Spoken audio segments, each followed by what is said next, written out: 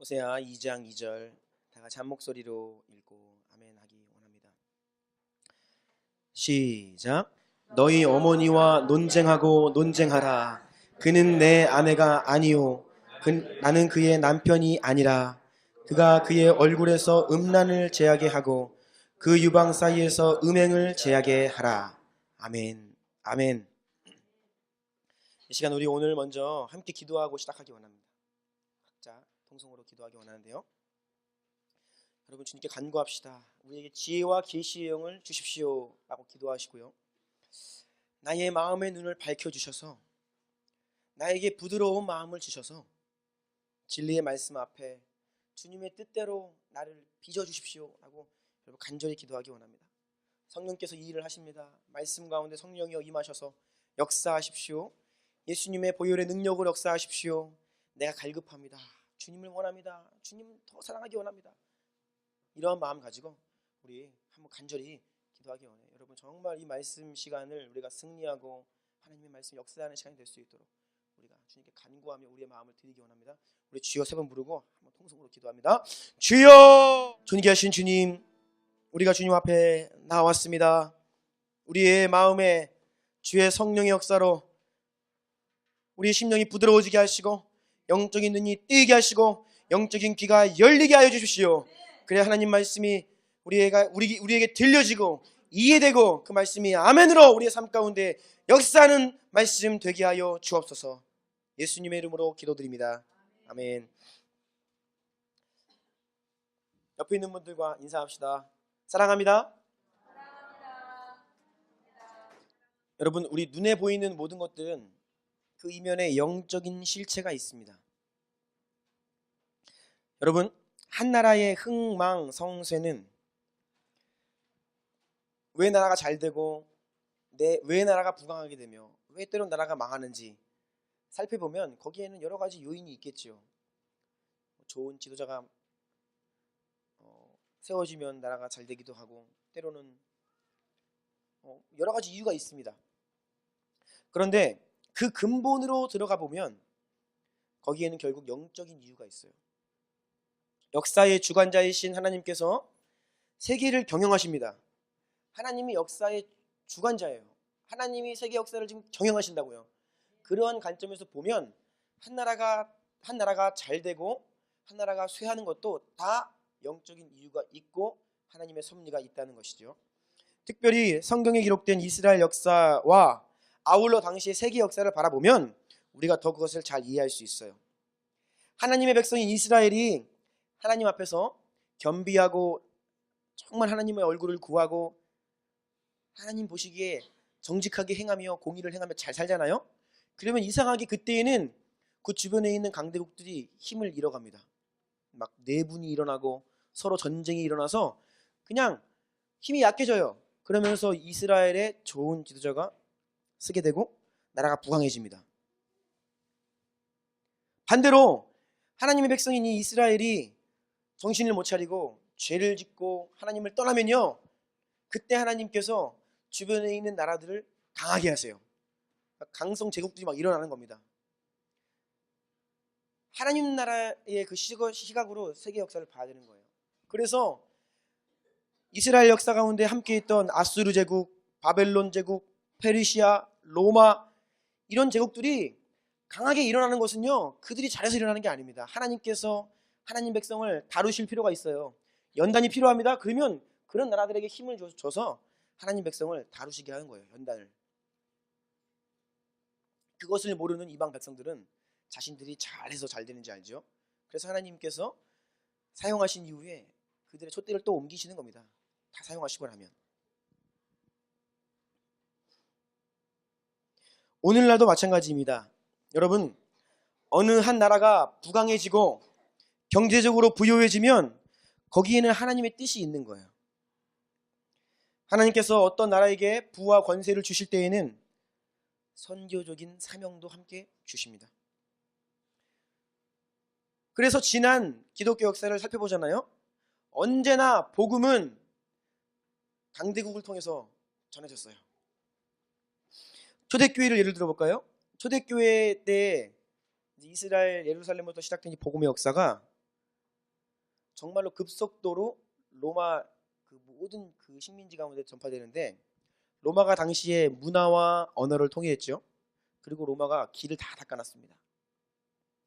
그걸 통해 하나님께서 복음을 전해지게 하셨어요. 또 거의 150년 넘게 전 세계에서 가장 강대국으로 군림했던 해가 지지 않는 나라 영국이 실로 해가 지지 않는 나라일 때 그 나라를 통해서 하나님은 복음을 문을 여셨습니다. 많은 나라들에. 그리고 지금 지난 100년 동안 미국이라는 나라가 하나님 앞에서 선교에 하는 나라로 쓰임받고 있어요. 한 나라의 흥망성쇠가 하나님의 손에 달려있는 것입니다. 하나님이 나라를 잘 되게 하시고 경제권을 주시고 권세를 주시는 이유는 하나님의 일을 하라는 사명과 함께 주시는 거예요.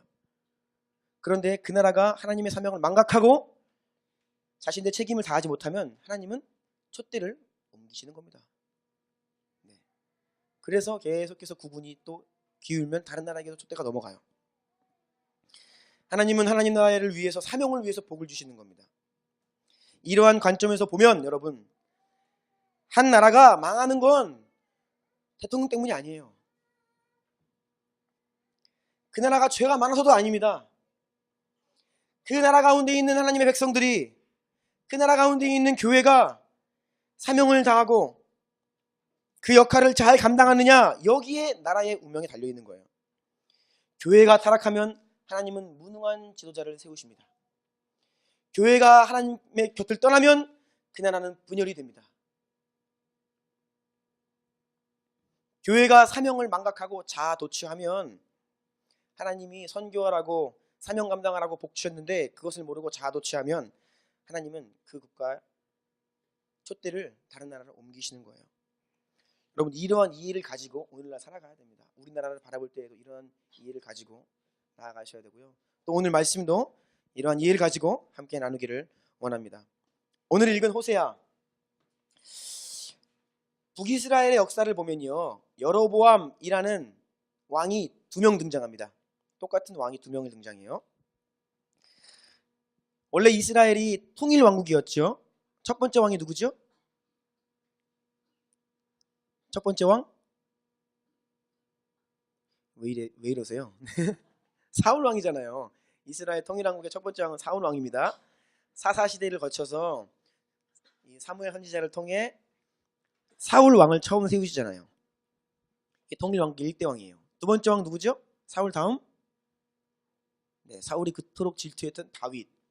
3대 왕 다윗의 아들 솔로몬. 여기까지가 통일 왕국이에요.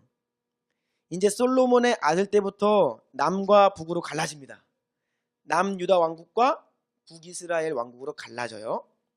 이때에 북이스라엘 왕국 10지파, 10개의 지파로 이루어진 북이스라엘 왕국의 첫 번째 왕이 바로 여로보암입니다. 알겠어요? 남과 북이 분열되어서 거의 200년 가까이 갑니다. 북왕국이 첫 번째 왕이 여로보암이었는데 150년 정도가 흘렀습니다. 북이스라엘 왕국의 13번째 왕도 이름이 여로보암이에요. 성경 보다 보면 여로보암이 똑같이 나오니까 아니 옛날 그분이 다시 나타났나? 아닙니다. 이름이 같은 거예요. 그래서 우리가 편의상 성경은 두 분 다 여로보암이라고 이야기하지만 우리는 그 150년 후에 13번째 왕으로 오른 이 여로보암을 여로보암 2세라고 이야기해요. 첫 번째 왕과 구별하기 위해서. 호세아는 바로 이 여로보암 2세 때 활동을 했던 선지자예요. 여로보암 2세는 여러분 북이스라엘 역사상 가장 오랫동안 나라를 통치한 왕입니다. 무려 41년. 여러분, 한 왕이 41년을 한 나라 통치하면 좀 지겹겠죠? 그런데 왜 이렇게 오래 통치하냐? 역사적인 상식입니다. 여러분, 왕권이 강화되면 오랫동안 다스리죠? 왕권이 약하면 금방 바뀌는 겁니다, 왕이. 여로보암 2세가 북이스라엘 전체 역사 가운데 가장 오랫동안 나라를 다스린 왕이에요. 즉, 이 여로보암 2세 때 북이스라엘은 전성기입니다. 본래 이스라엘 역사 통틀어서 가장 영광스러웠던 시절이 다윗과 솔로몬 때예요. 다윗과 솔로몬 때인데 지금이야 한 나라의 그 영토나 국경선이 바뀌는 게 쉽지 않죠. 그런데 당시에는, 옛날에는 한 나라가 힘이 강하면 영토가 확 늘어납니다. 그리고 힘이 약하면 줄어들어요. 우리나라도 마찬가지잖아요. 여러분 국사 시간에 안 배웠어요? 고구려 광개토대왕 딱 등장하면 우리나라 지도가 어떻게 돼요? 만주지방까지 이만큼 커지죠. 그런 거 똑같은 거예요. 그리고 우리가 힘이 없으면 한반도 이남으로 막 밀려 들어옵니다. 경계선이. 이스라엘도 마찬가지예요. 다윗과 솔로몬 때에 가장 큰 영토를 차지했는데, 그 이후로 이 여로보암 2세 때 그 당시의 영토를 거의 다 회복해요. 우리가 아는 갈릴리 바다에서 그 사이에 그 조그마한 이스라엘 영토가 아니라, 당시 여로보암 2세가 통치하던 때의 북이스라엘 영토는요, 오늘날 이스라엘 북쪽에 보면 레바논, 시리아, 그 위에 터키가 있거든요. 이러한 지도인데, 당시 북이스라엘의 영토가 이 레바논과 시리아까지 다 이렇게 점령할 정도로 굉장히 큰 영토를 차지했던 이스라엘의 북이스라엘 왕국의 가장 큰 전성시대라도 할 수 있는 것이 바로 여로보암 2세 때예요. 이와 같은 북왕국의 번영에는 많은 이유가 있습니다. 하지만 제가 앞서 말씀드렸듯이 성경은 이것이 전적으로 하나님이 내리신 축복이고 은혜이다 라고 말씀합니다. 열왕기하 14장 25에서 27절 제가 한번 읽겠습니다. 이스라엘의 하나님 여호와께서 그의 종 가드 헤벨 아미떼의 아들 선지자 요나를 통하여 하신 말씀과 같이, 여러분 이 요나가 바로 그 요나예요. 여러분들이 아는 물고기 입속에 들어갔던 그 요나입니다. 그 요나를 통해서 하나님이 약속하신 것 같이 여로보암이 이스라엘 영토를 회복하되 하맛 어귀에서부터 아라바 바다까지 하였으니, 하맛 어귀는 지금 시리아 한 중북부에 있는 도시입니다. 지금 이스라엘로부터 수십 킬로 위로 올라가야 있는 저 북쪽인 도시인데, 거기부터 아라바 바다, 이것은 사해까지를 말해요. 굉장히 큰 영토를 주님께서 주셨다라는 것이죠. 그 이유가 26절에 있어요. 여호와께서 이스라엘의 고난이 심하여 매인자도 없고 노인자도 없고 이스라엘을 도울 자도 없음을 보셨고, 여호와께서 또 이스라엘의 이름을 천하에서 없이 하겠다고도 아니하셨으므로 요아스의 아들 여로보암의 손으로 구원하심이었더라. 아멘. 간단히 말씀드리면 하나님께서 이스라엘을 불쌍히 여기셨다는 거예요. 이스라엘이 힘도 없고 능력도 없으니까 맨 그냥 동네 북이 돼가지고 쳐들어옵니다. 이웃 나라들이. 너무 불쌍한 거예요. 힘도 없고 고통당하는 것을. 그래서 하나님이 그들을 향한 선지자 요나를 통해서 주신 약속의 말씀 이루기 위해서 그 나라에 복을 주셔서 여로보암 2세를 통해 전성기를 맞이하게 하신 겁니다. 영토가 넓어지고 국력이 강해지니까 당연히 경제력도 생기죠. 그런데 이들 가운데 영적인 상황은 문제가 많았어요. 경제적으로는 부유했지만 영적인 상황은 처참했다는 겁니다. 잘 살게 되는 나라가 되었으니까 당연히 하나님께 예배를 드리러 나아갈 때에 수많은 재물들을 가지고 나아갔죠. 그리고 하나님께 드리는 예배 의식도 굉장히 화려하고 세련됐을 겁니다. 하지만 그들은 여로보암 1세 때부터 지금까지 150년 동안 이어져 내려왔던 그 우상 숭배를 떠나지 못했어요. 그것은 무엇이었냐면 송아지 형상 앞에서 예배를 드리는 거예요. 여러분 상상을 해보십시오. 이 앞에 금송아지가 있어요. 그 금송아지 형상 앞에 두고 그 앞에 와서 하나님 아버지 주여 하는 거예요. 이해되세요? 안 되시죠? 그 일을 지금 북이스라엘이 150년 동안 해왔다고요. 그들은 또한 금송아지뿐이 아니라 바알도 숭배했습니다. 바알은 본래 거기 가나안 땅에 살던 사람들이 숭배하던 우상입니다.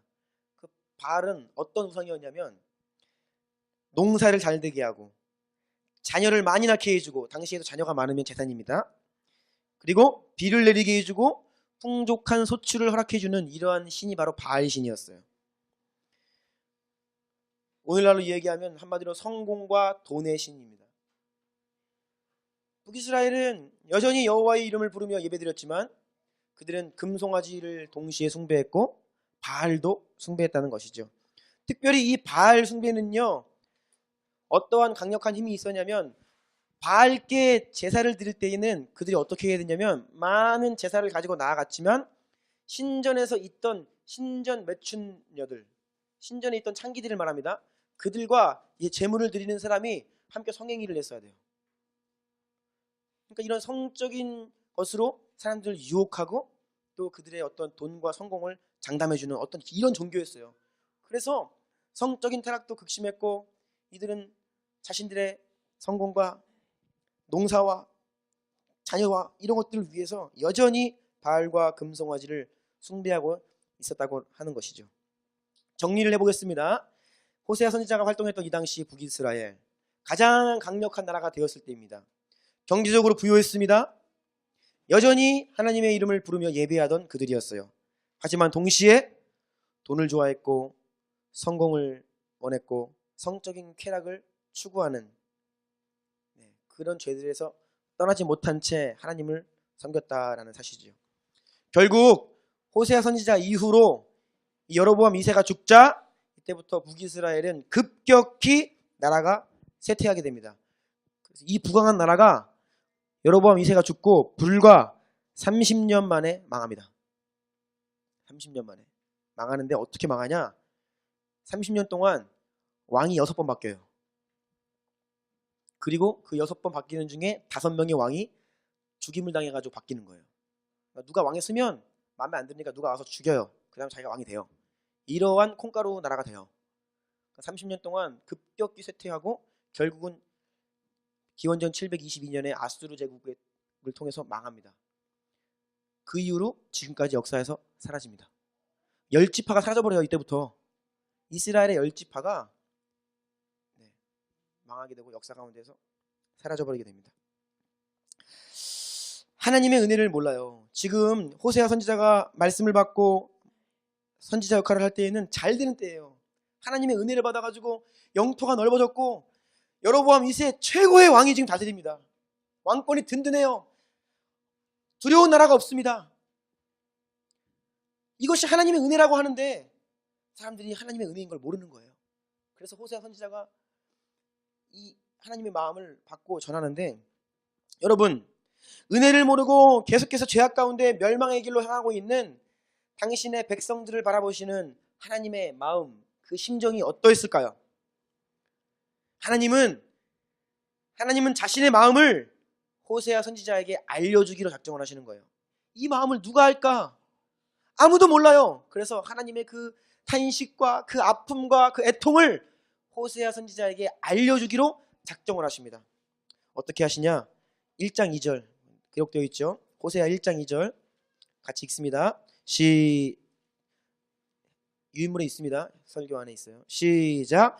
여호와께서 처음 호세아에게 말씀하실 때 여호와께서 호세아에게 이르시되 너는 가서 음란한 여자를 맞이하여 음란한 자식을 낳아라. 너희 나라가 여호와를 떠나 그 증거하노라. 이게 무슨 말씀인지 아시겠어요? 하나님은 호세아에게 음란한 여자 고멜입니다. 고멜. 다음 달에 보면 고멜이라고 나와요. 이 고멜을 아내로 맞이하라 라고 말씀하세요. 여러분 어떤 남자가 음란한 여인을 아내로 맞이하고 싶어요? 정결하고 깨끗하고 나만 바라보는 여인과 함께하고 싶지 음란한 여자를 누가 좋아합니까? 하나님께서 호세아에게 그 음란한 여인 고멜을 맞이하라 라고 말씀하세요. 호세아가 느끼는 그 갈등, 음란한 여인을 아내로 맞이해야 하는 그 고통, 이것이 바로 하나님께서 이스라엘 백성을 바라보시는 마음이라는 것을 호세아에게 알려주시는 겁니다. 호세아는 하나님 말씀에 순종하며 하나님의 마음을 알게 돼요. 그 고통을. 그런데 호세아의 고통은 여기에서 그치지 않습니다. 그 아내가 바람이 나가지고 다른 남자에게 가버려요. 중간에. 고통이죠. 하나님의 말씀에 순종하여서 이 여인과 결혼을 하였는데 이 여인이 자기만 바라보지 않고 중간에 바람이 나서 도망가 버린 거예요. 호세아는 한마디로 버림을 받은 겁니다. 그런데 하나님께서 더 충격적인 말씀을 하십니다. 호세아야, 가서 다른 남자의 아내가 된 네 그 아내 고멜을 데리고 와라. 그래요. 그래서 호세아는 다른 남자의 몸종이 되었습니다. 성노예가 된 자신의 아내 고멜을 데리고 오는데 은 15개와 보리 1호멜 반을 지불하고 자기 곁을 떠난 그 여자를 다시 데리고 와요. 호세아의 마음을 우리는 이해할 수 없겠죠. 이것이 전부가 아닙니다. 이제 호세아가 자녀를 낳는데 하나님께서 그 이름을 이렇게 지으라고 말씀하세요. 첫째 아들의 이름을 이스라엘이다. 여러분, 이스라엘 그러면 이 문자적인 의미는 하나님께서 흩으신다라는 뜻이에요. 하나님이 너희 심판하실 거다, 그 말씀입니다. 첫째 아들의 이름을 이스라엘, 그래서 하나님이 우리를 심판하실 것이야 라는 이름을 지은 거예요. 우리 부모님들 어린 시절부터 지금까지 우리 자녀들 이름 얼마나 많이 부르세요? 하루에도 몇 번씩 부르시죠? 유명한 목사님, 그렇죠? 후다마 후다마, 민수야 민수야. 호세아는요, 자기의 첫째 아들을 이름을 부르면서 계속 뭘 상기해야 되냐면 하나님께서 우리를 심판하신다, 이것을 끊임없이 확인했어야 돼요. 고통스러웠겠죠. 둘째는 딸이었습니다. 딸의 이름은 로루하마예요. 로 그러면 무엇이 아니다, 부정형입니다. 로루하마 그러면 긍휼히 여김을 받지 못하는 자다, 이런 뜻이에요. 딸의 이름이 여러분 긍휼이 아니라 너는 긍휼히 여김을 받지 못하는 자야, 이게 딸의 이름이에요. 셋째 아들을 로암미, 내 백성 아니다 라는 뜻이에요. 셋째 아들의 이름을 부르면서 우리는 하나님의 백성이 아니라고 하신다. 하나님께서 우리가 어찌할꼬. 그러한 고통과 탄식의 세월을 보내야 했어요. 호세아는요, 아내를 통해서도 자녀를 통해서도 하나님의 자신들을 향한 그 고통과 탄식을 다 경험해야 했던 거예요. 호세아는. 그런데 여기에서 끝이 아닙니다. 자, 호세아는 정말 고난의 사람이었어요. 저도 이전에 알지 못했는데 2주 동안의 호세아서를 보면서 새로 알게 된 사실인데요. 놀라운 것은 첫째 아들은 호세아의 아들임이 확실합니다. 그런데 둘째 딸과 셋째 아들은 이 성경이 어떤 암시를 주고 있냐면 그 두 자녀는 호세아의 딸이 아니라는 암시를 줘요. 그러니까 음란한 아내를 맞이하여서 자녀를 낳는데 내 아내가 낳는 딸이 내 딸이 아닌 겁니다. 이 고통. 그러니까 그 이름 가운데 로루아마, 긍휼히 여김 받지 못한 자, 로암미, 내 백성 아니다, 이것이 호세아는 실제가 된 것입니다. 호세아는 뼈저리게 온몸으로 하나님께서 자신의 백성들을 어떻게 바라보시는지를 알게 되었고 경험하게 되었습니다. 하나님이 우리를 어떻게 보실까? 음란한 아내를 맞이하는 나의 이 마음, 나의 고통, 나를 보내고 떠나버리는 이 아내를 바라보는 나의 마음, 내 자녀가 아닌 다른 남자의 아들, 딸인 내 이 둘째, 셋째, 사생아, 혼외 자식인 거예요. 그러한 고통 가운데 하나님께서 자기 민족을 향한 그 고통과 애통과 탄식을 호세아는 알 수 있었던 거죠. 호세아는 그런 하나님의 마음을 알고 그 마음을 가지고 이스라엘 백성들에게 이제 전하는 겁니다. 말씀을. 저는 오늘 이 북이스라엘의 모습을 통해 바로 우리의 모습을 보게 됩니다. 한국교회의 모습을 보게 돼요. 주변 나라들에 의해서 고통받던 북이스라엘을 불쌍히 여기셔서 그들이 고난이 너무 심해서 하나님께서 그들에게 은혜를 주셔서 부강한 나라가 되게 하셨어요. 여로보암 2세를 세우셨고 나라가 강한 나라가 되게 하셨습니다. 마치 우리나라를 보는 것 같습니다. 지난 100년, 특별히 반세기 우리나라 역사는요, 하나님의 은혜가 아니고서는 설명할 수가 없습니다. 여러분, 하나님은 우리 민족에게 복음을 주셨습니다.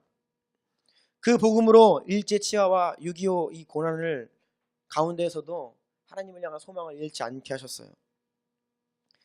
우리는 가난했습니다. 우리는 너무나 고통 가운데 있었습니다. 우리가 얼마나 외세의 침략을 많이 받았나요? 아시잖아요. 끊임없이 약탈당하고 끊임없이 침략당하는 나라였습니다. 뿐만 아니라 열강 제국들의 이권 다툼의 장이 되어서 남과 북이 분열되었고 그 아래서 신음하는 이 민족의 부르짖음을 하나님께서 들으신 거예요. 얼마나 큰 은혜를 주셨습니까? 우리의 옛 모습은요, 지금 우리 세대들은 감히 상상할 수 없는 모습이었습니다. 그만큼 우리는 복을 받아 저는 우리나라가 지금 전성기라고 생각을 해요. 우리 역사 가운데 지금처럼 잘 나가던 때가 있었나요? 물론 경제가 어렵고 힘들다 하지만 여러분 지금처럼 우리나라가 잘 나갈 때가 없습니다. 전 세계에 불고 있는 데는 한류 열풍. 여러분 우리나라 가요가 전 세계에 울려 퍼지는 것을 누가 상상했겠어요? 우리나라 드라마가 전 세계에 방영되는 것을 누가 상상을 했냐고요. 제가 어린 시절에는 상상 못했던 일입니다. 불과 제가 중학교 때까지만 해도 무슨 얘기했는지 아십니까? 그때 가장 잘 나가던 일본 기업이 소니라는 그룹이었어요. 소니 전자회사가.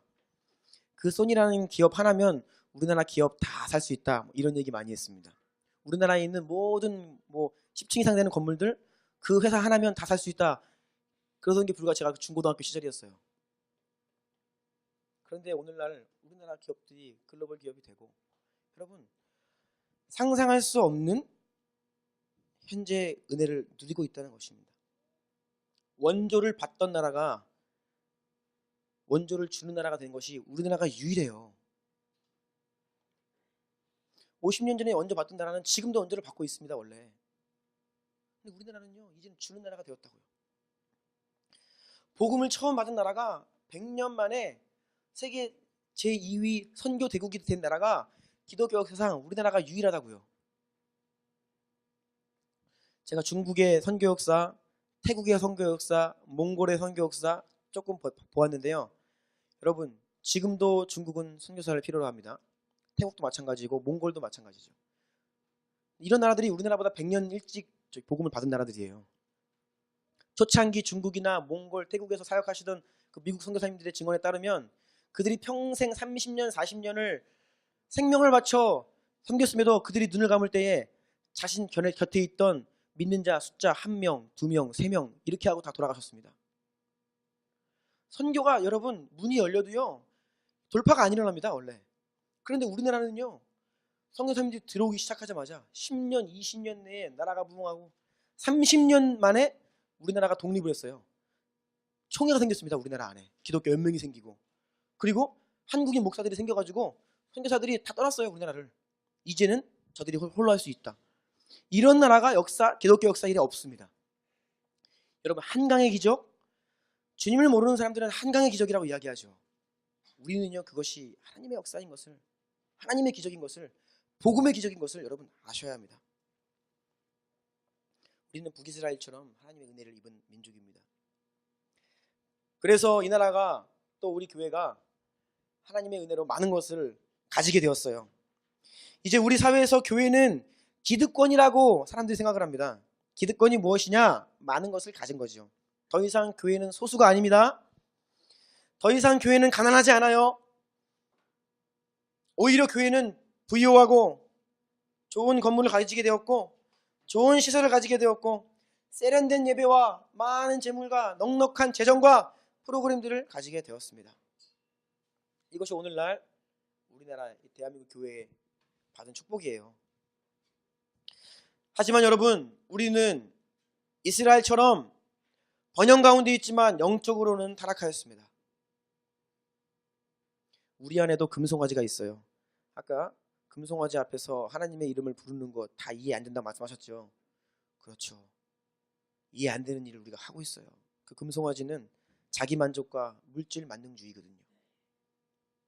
우리에게 여전히 이 금송아지가 형상만 바꿔서 과면을 바꿨어서 자기 만족, 물질 만능주의라는 이름으로 버젓이 교회 안에 들어와 있습니다. 여전히 현대판 바알, 성공, 탐욕, 돈, 외모, 스펙, 성적인 욕망 이런 것들이 우리 마음에 교묘하게 자리 잡은 채 하나님의 이름을 부르는 우리에게 동시에 존재한다는 거예요. 거리마다 건물마다 십자가는 너무나 많아졌는데 우리 각자가 져야 될 자기 십자가는 별로 없는 것 같아요.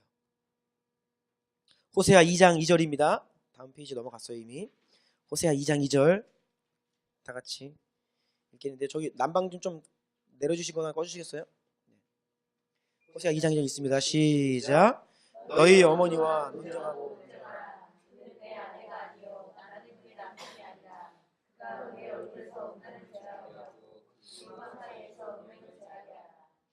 여러분 이 말씀을 잘 보십시오. 호세아가 하나님의 말씀을 이스라엘 백성들에게 지금 대언하는 것입니다. 하나님께서 이스라엘 백성들에게 하시는 말씀이에요. 자, 너희 어머니와 논쟁하고 논쟁하라 라고 하셨습니다. 너희 어머니는 내 아내가 더 이상 내 아내가 아니다 라고 하나님이 말씀하시는 거예요.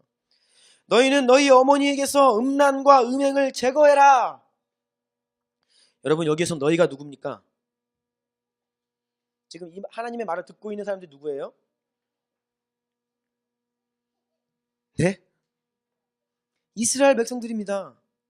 지금 하나님이 이스라엘 백성들에게 너희라고 말씀하세요. 그러면 너희 어머니와 논쟁하라고 하시는데 너희 어머니는 누굽니까? 여러분, 너희 어머니는 실체가 없어요. 너희 어머니는 그들 자신입니다. 너희도 이스라엘이고 너희 어머니도 이스라엘이에요. 하나님은 지금 너희 자신과 논쟁해라. 너희 안에 있는 음행, 너희 안에 있는 음란, 너희 안에 있는 우상들, 그것을 제거해라 라는 말씀을 너희 어머니와 논쟁하라 라는 말씀으로 지금 돌려 말씀하시는 겁니다. 그들의 어머니란 사실상 실체가 없습니다. 그들 자신을 이야기하는 거예요. 마치 이와 같습니다. 여러분, 한국교회가 누구입니까?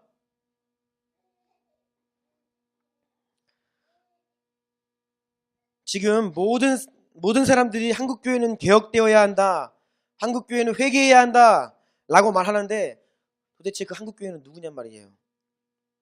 여러분, 한국교회가 어디 있습니까? 우리 자신이 한국교회예요. 한국교회라는 것은 실체가 없어요. 내가 한국교회예요. 여러분이 한국교회입니다. 우리 주님교회가 한국교회예요. 여러분 가운데 신앙생활을 어느 정도 해보신 분이라면 아마 제가 추측컨대 예외 없이 한국교회에 대한 비판하는 마음을 가지고 계실 거예요. 구체적으로 말씀드리지 않겠습니다. 거의 비판적인 마음을 갖고 있습니다. 교회에 실망한 적도 있고, 목회자들에게 이해 못하는 부분도 있고, 교회의 어떤 폐쇄적인 거나 불투명한 것들이나 상식 없는 부분들, 여러 가지로 지금 이해 안 되는 부분이 있을 겁니다. 오늘날 한국교회를 향하여서 비판하고 정죄하는 마음을 가진 수많은 사람들을 만나기 참 쉽습니다. 대부분이 그런 생각을 가지고 있기 때문이에요. 그런데 그게 정작 내 모습이라고 여기는 사람은 좀처럼 만나보기가 힘듭니다. 한국교회란 실체가 없습니다. 저와 여러분, 우리가 한국교회예요. 만약 우리가 한국교회에 대해서 부정적인 생각을 가지고 있다면 그것은 여러분, 내가 한국교회이기 때문에 한국교회를 향한 판단과 나 자신을 향한 진단이 똑같아야 돼요. 이해하시겠습니까? 네. 한국교회를 향하여서 개혁되어야 한다, 한국교회 이대로 하면 망한다, 그거는 곧 나 이렇게 살면 망한다, 나는 개혁되어야 한다, 이 말이 되어야 한다는 것입니다. 하나님의 사람들은 언제나 나라와 민족과 교회의 죄악을 자신의 죄악으로 동일시 여기던 사람들이에요. 다른 누군가의 죄가 아닙니다. 내 죄입니다. 내 죄. 모세는 백성들의 죄악을 가지고 하나님께 나아갔지요. 선지자들 모두가 그러했습니다. 자신이 타락한 백성이라고, 하나님, 내가 하나님을 떠났다고 울며 나라와 민족과 그 나라의 왕, 대통령의 죄악을 자기 죄라 여기며 하나님 앞에 섰던 사람들이 하나님의 사람들이라는 것입니다. 여러분, 우리가 지금 회개에 대한 메시지를 나누고 있는데요, 우리 가운데 참된 회개가 없는 것은 무엇인지 아십니까? 다른 사람의 눈 속에 있는 티는 보면서 내 눈에 있는 들보를 보지 못하기 때문에 우리는 회개를 못하는 것이에요. 나 자신이 문제만 한국교회라는 사실을 우리는 보지 못하기 때문에 회개하지 못하는 것입니다. 지금 한국교회가 매우 어지럽고 시끄럽습니다.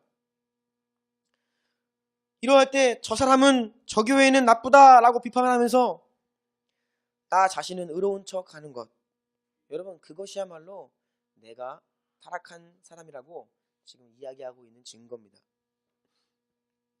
우리 모두는 우리의 죄악을, 이 나라의 죄악을, 한국교회의 죄악이라 여기시는 그 모든 것들을 나의 죄로 동일시 여기며 하나님 앞에 서야 해요. 제 안에도 이러한 성향이 굉장히 많아요. 제 안에도요. 그것을 제가 머리는 알고 있었는데 어저께 또 그것을 절실히 느꼈습니다. 제가 이 말씀을 준비하는데 친구 목사한테 전화가 왔습니다. 친구 목사가 전화가 와가지고 또 대화를 하는데, 대화를 하다가 어떻게 하다 보니까 뭐 이런저런 얘기가 나와서 제가 이런 말을 했어요. 그 친구에게. 야, 그게 내 모습인데 우리가 누굴 비판하냐. 니랑 나랑만 잘하자. 우리가 잘해야지 누굴 뭐라 그러냐. 그랬더니 그 친구가 하는 말이, 아, 유진용이 많이 약해졌는데 그래요. 제가 예전에는 안 그랬다는 거죠. 그냥 다른 사람 비판하고 교회 욕하고 그러면 안 되지, 개혁돼야 되지, 회개해야 되지, 마치 내 일이 아닌 양 제가 많이 말을 했나 봐요. 그러니까 제가 이런 말을 했더니 그 친구가 그렇게 이야기하더라고요. 그래요, 우리 모두는 그렇습니다. 네. 어느 교회 어떤 목사님이 무슨 큰 일을 저질렀다 그러면 어떻게 그럴 수가 있어, 손가락질하고 어떻게 그럴 수가 있어, 욕은 막 합니다. 그냥 같이 그냥 막 비난을 해요. 정작 근데 그것이 우리의 모습이고 우리 안에 감추어진 욕망이라는 것을 우리는 많이 잊고 살아가는 것 같아요. 여러분, 저와 여러분 우리 모두는 예외 없이 하나님을 떠난 음란한 백성입니다. 여러분, 이것을 인정하셔야 돼요. 우리가 호세아의 아내 고멜처럼 자기 남편을 떠나 음란하게 행하는 자가 되었습니다. 우리가 입으로는 주여 주여 외치고 예배드리지만 여전히 우리 가운데에는 자기 만족, 내 영광, 남들이 날 인정해 주는 것, 이것을 위해 살아갈 때가 너무 많잖아요. 우리가 왜 이렇게 되었을까요? 호세아 4장 1절과 6절 같이 읽겠습니다. 이것이 이스라엘의 문제이고 이것이 우리의 문제이거든요. 4장 1절과 6절 읽습니다. 시작. 이스라엘 자손들아, 그 여호와의 말씀을 들으라.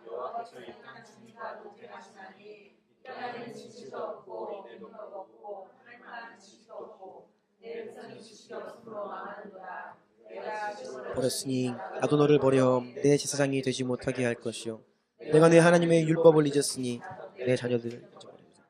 여러분, 밑줄 긋은 것들 한번 보세요. 진실도 없다, 이것은 진리가 없다라는 뜻입니다. 더 이상 우리 가운데 진리가 없다, 이것이 문제인 거예요. 하나님을 아는 지식이 없다, 여기서의 이 하나님을 알다라는 것은 전인격적인 의미라고 했습니다. 여러분, 우리 안에 하나님을 인격적으로 아는 지식이 없는 거예요. 들어서는 알고 머리로는 아는데 하나님을 경험하는 삶에 대한 그런 경험이 없는 겁니다. 여러분, 성경 말씀은 하나님의 자기 계시예요. 하나님은 성경을 통하여서 자신을 우리에게 알려주십니다. 그것이 성경 말씀이에요. 여러분, 성경 말씀을 떠나서 하나님을 알 수 있는 게 뭐 있어요? 말씀해 보세요. 아무것도 없어요. 그저 우리가 하나님을 아는 것은 성경 말씀을 통해 우리에게 계시된 그 하나님을 실제로 경험하는 것, 그것이 우리 안에 실제가 되는 은혜를 경험할 뿐이지, 하나님은 성경을 통해 우리에게 자신을 계시하시거든요. 그래서 우리가 은혜를 받는다?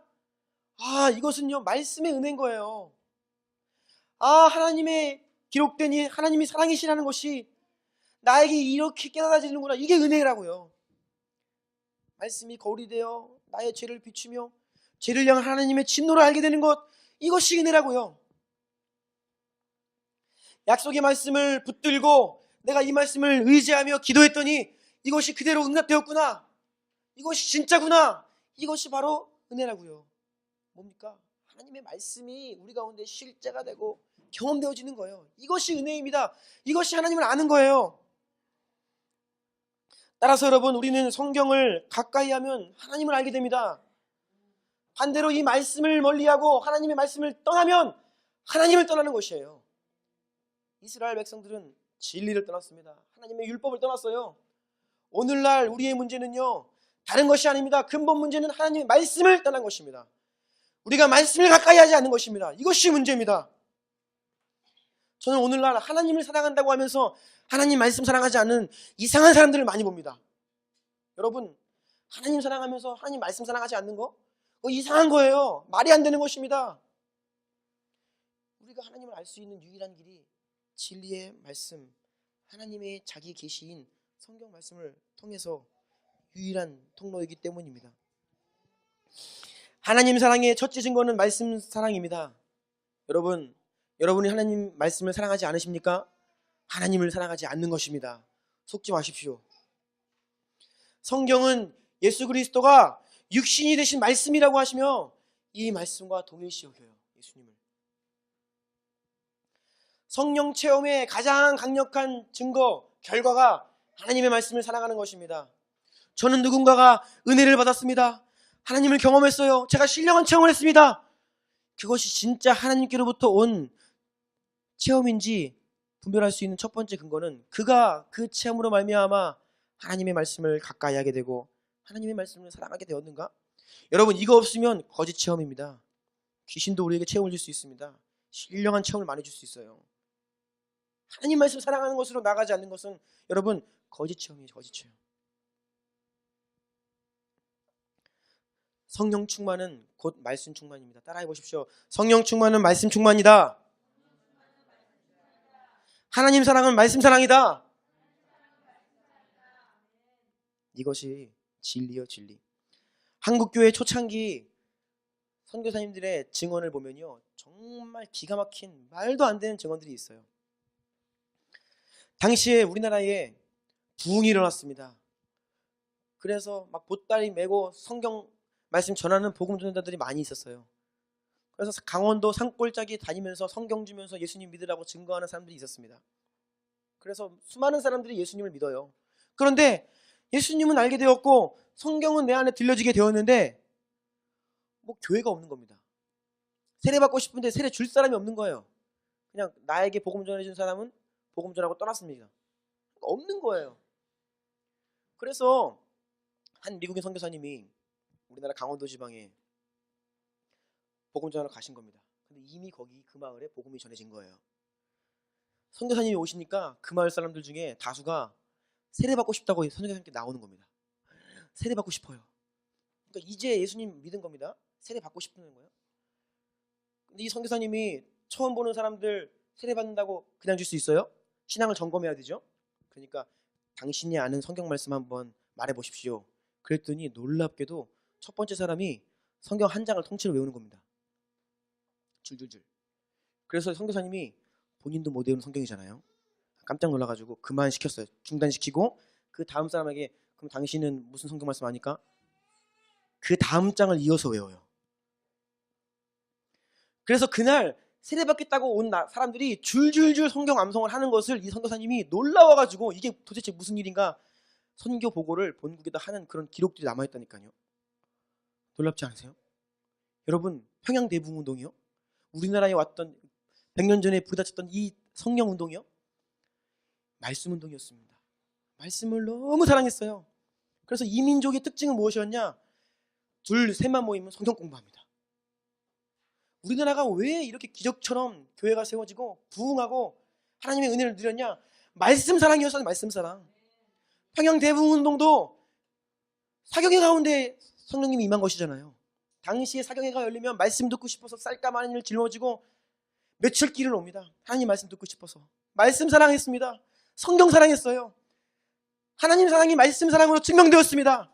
그러한 이민족 위에 하나님이 복을 주신 겁니다. 그런데 오늘날 우리 가운데 성경 공부가 사라지고 있잖아요. 여러분 성경 공부 언제 해보셨어요? 최근에? 제가 내년부터 성경 공부를 막 이제 하려고 그래요. 열심히. 괜시리 성경 공부 많이 하면 바리새인 된다. 뭐 이런 말만 있어요. 여러분 저는 솔직히 성경 많이 알아가지고 교만한 사람 만나본 적이 없습니다. 저는 좀 그런 사람 만나고 싶어요. 성경을 너무 많이 봐가지고 성경 지식이 너무 풍성해서 교만한 분 한 번쯤 만나보고 싶어요. 여러분 그거 실체 없는 말입니다. 우리 성경 공부 안 합니다. 성경 몰라요. 성경 공부하면 바리새인 된다? 아니요. 아닙니다. 성경 공부해야 됩니다. 해야 돼요. 설령 바리새인이 되어도요. 그 바리새인에게 성령님이 임하시면 그 말씀이 실제가 되는 것입니다. 네. 바리새인 된다고 성경을 안 가르쳐요? 말도 안 되죠. 오늘날 우리의 문제는 몰라서 문제입니다. 성경을 펴도 이게 도대체 무슨 말인지 모르는 게 문제인 거예요. 여러분, 성경을 많이 읽어야지 그 영역이 열립니다. 성경을 많이 봐야, 성경을 오랜 시간 가까이 해야 성경이 비로소 열리기 시작해요. 여러분, 인류 역사상 가장 위대한 책입니다. 가장 놀라운 내용이 담겨있는 진리예요. 이것을 한 번에 이해하려 한다? 도둑놈입니다. 안 그러세요? 우리 읽고 또 읽고 읽고 또 읽어야 돼요. 여러분, 그러면요 은혜가 임하고 여러분 가운데 지혜와 계시의 응이 임하고 이 말씀이 깨달아지기 시작하는 겁니다. 여러분, 그 지경으로 나가셔야 됩니다. 그런데 우리가 읽지 않고 가까이 하지 않기 때문에 우리는 말씀에 무지하게 되었다라는 것이죠. 호세아, 진실된 하나님의 그 메시지를 이스라엘 백성들에게 증거하기 위해서 먼저 하나님의 마음을 알아야 했어요. 뼈저리게 경험했죠. 이 백성을 향한 하나님의 그 애통과 탄식을 호세아는 뼈저리게 그 마음을 알았고, 그 이후에야 비로소 하나님의 말씀을 증거할 수 있었습니다. 마찬가지예요. 여러분, 우리 가운데 하나님의 마음을 알아야 우리가 회개가 나오는 겁니다. 하나님의 마음을 알아야 우리 가운데 간구가 터지는 거예요. 하나님의 그 심정을 알아야 우리가 기도 자리로 나아갈 수 있다는 것입니다. 예수님을 보십시오. 예수님이 십자가를 그냥 지신지 아십니까? 하나님의 마음을 알았습니다. 죄인을 향한 하나님의 진노를 아셨어요. 예수님은요. 그래서 잡히시기 전에 그토록 기도하시며 떨어지는 땀방울이 핏방울 낼 때까지 하나님 앞에 기도하신 것입니다. 죄인을 향한 진노, 인류를 향한 하나님의 그 진노의 형벌을 예수님은 아신 거예요. 그 하나님의 마음을 알았습니다. 그래서 하나님은 그 마음을 가지고 십자가를 지신 겁니다. 마음을 알지 못하면 사명을 감당할 수 없죠. 호세아 선지자도 자신들을 향한, 자신의 백성을 향한 하나님의 슬픔과 진노를 그의 전 삶을 통하여서 뼈저리게 경험하였습니다. 그래서 그는 눈물로 전심으로 회개를 선포했고 사명을 감당할 수 있었던 것입니다. 오늘날 우리에게 변화가 없고 진실된 회개가 없는 것은 바로 나를 향한 하나님의 사랑과 죄를 향한 하나님의 진노를 우리가 알지 못하기 때문입니다. 그 하나님의 마음을 알지 못하기 때문에 우리가 하나님께 돌아가지 못하는 거예요. 이 두 가지를 알아야 됩니다. 저도 하나님께 은혜를 입을 때에 이 두 가지였습니다. 첫 번째는 무엇이었냐? 내 죄의 실상, 내 죄를 하나님께서 얼마나 미워하시는지를 알게 되었지만, 그럼에도 불구하고 내가 회개하면 하나님은 무조건적으로 그 사랑으로 나를 용납해 주시고 용서해 주시는 이 두 가지, 이 두 하나님의 마음을 알게 되는 거예요. 오늘도 우리에게 이것이 필요하지 않나요?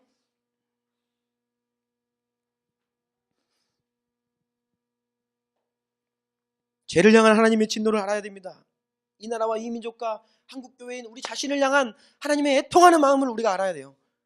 하지만 우리가 회개하고 돌이켜 예수님의 이름으로 용서를 구하고 주님께 돌아가면 주님은 용서해 주신다는 거예요. 사랑으로 용납해 주신다는 겁니다. 네 아내 고매를 다시 데리고 와라 라고 말씀하셨잖아요. 하나님의 마음을 아는 것이 은혜의 시작이죠. 호세아 2장 20절 읽어볼까요? 하나님께서 이렇게 말씀하십니다. 시작. 진실함으로 너에게 장가 들리니 내가 여호와를 알리라. 주님께서, 하나님께서 우리에게 장가 드신다고요. 우리를 신부 삼아주시고 신랑 되어주신다고요. 그래서 우리가 여호와를 알게 될 것이다. 이것이 하나님의 마음입니다. 6장 6절과 3절 읽겠습니다. 시작. 나는 인애를 원하고 제사를 원하지 아니하며 번제보다 하나님을 아는 것을 원하노라. 그러므로 우리가 여호와를 알자. 힘써 여호와를 알자. 하나님은 우리에게 다른 것을 원하지 않으십니다. 하나님 아는 것을 원하세요. 우리가 하나님을 경험하는 것을 원하십니다. 우리가 정말 마음을 다해 하나님을 사랑하고 그분만 따르는 것을 원하십니다. 여러분, 우리가 여호와를 알아야 합니다. 힘써 여호와를 알아야 됩니다. 여러분, 힘써 여호와를 아셔야 됩니다. 오늘날은 헌신과 하나님을 향한 사랑의 기준이 너무 하향 평준화되어 있어요. 지나친 힘써 막 버겁도록 이렇게 해야 비로소 그냥 평균 정도 하는 거예요. 여러분이 느끼기에 나 너무 지나치게 하나님께 한다, 나 너무 오버해서 신앙생활한다, 이렇게 하셔야 그나마 조금 하실 수 있다는 거예요. 하향 평준화된 시대라. 여러분, 힘써 기도하십시오. 아멘 하십시오. 힘써 기도하십시오. 힘써 말씀을 보십시오. 힘써 예배 자리에 나오십시오. 힘써 기도의 자리에 나오십시오. 여러분, 마음이 있으면 모든 것을 할 수 있는 거예요. 마음이 없기 때문에 안 되는 것입니다. 신앙생활은 적당히 그냥 나에게 여건이 허락되면, 시간이 되면 하는 것이 아니에요. 힘써 지나치게 하셔야 합니다. 그것이 하나님을 아는 길이에요. 우리가 하나님을 인격적으로 경험하고 그분만을 전심으로 사랑하기를 기도하기를 원합니다. 그 두 번째예요. 우리 안에 있는 모든 우상과 탐욕을 제거하고 오직 주님께로 돌아가야 됩니다. 하나님께서 말씀하십니다. 너희 안에 있는 그 음란한 마음, 그것 때문에 너희가 나에게 나올 수 없다. 여러분, 우리의 음란한 마음, 하나님 이외에 다른 것을 향하고 있는 마음 있잖아요. 세상을 바라보는 마음 있잖아요. 그것이 하나님 보실 때 음란한 마음이라고요. 두 마음이라고요. 그 죄를 뉘우치고 하나님의 얼굴을 구하기까지 하나님이 우리를 만나주시지 않는다는 겁니다. 여러분 안에, 제 안에 있는 모든 우상, 탐욕들 다 제거하고 주님께로 돌아갑시다. 네. 그런데 이것이 우리의 결단과 의지로만은 안 돼요. 성령님의 일하심이 필요하죠. 은혜가 필요합니다. 그래서 성령님을 구하되 우리 하나님 말씀을 사랑하고 가까이 하기로 결단합시다. 조나단 에드워즈가 이렇게 이야기했습니다. 성령 충만은 성경 충만이다. 성령님은 언제나 말씀과 함께 역사하신다. 여러분, 성령 충만 원하십니까? 성경으로 여러분 마음을 채우십시오. 성경으로 채움받지 않은 성령 충만은 그저 감정 충만이에요. 거짓 충만입니다. 하나님의 은혜는 이 말씀이 실제가 되어 나에게 오는 것입니다. 내가 오늘 알게 된 하나님의 그 본성이 나에게 알려지는 것입니다. 죄를 향한 하나님의 진노와 우리를 사랑하시는 그 하나님의 사랑이 우리에게 실제로 알려지는 것이 이게 은혜라고요. 말씀이 먼저이고 성령 그 말씀이 우리 가운데 실제가 되게 하여 주십니다. 말씀을 마무리합니다. 동일시 여기는 회개가 우리를 정결한 신부로 하나님 앞에 서게 할 것입니다. 여러분, 정결한 신부 되어야겠죠. 이 마지막 때에 우리가 정결한 신부가 되어야 합니다. 그리고 우리가 이 나라의 민족 교회의 죄악을 나의 죄로 여기고 하나님 앞에 동일시 여기며 회개하며 나아갈 때 그것이 바로 이 나라 민족의 부흥을 예비하는 길임을 잊지 말기를 바랍니다. 아멘이십니까? 네, 우리 이 마음 가지고 우리 한번 찬양 먼저 드리고 기도하기 원하는데요. 이 땅의 동가서 난가부 가사 하나하나를 생각하면서 하나님께 찬양 드리기 원합니다.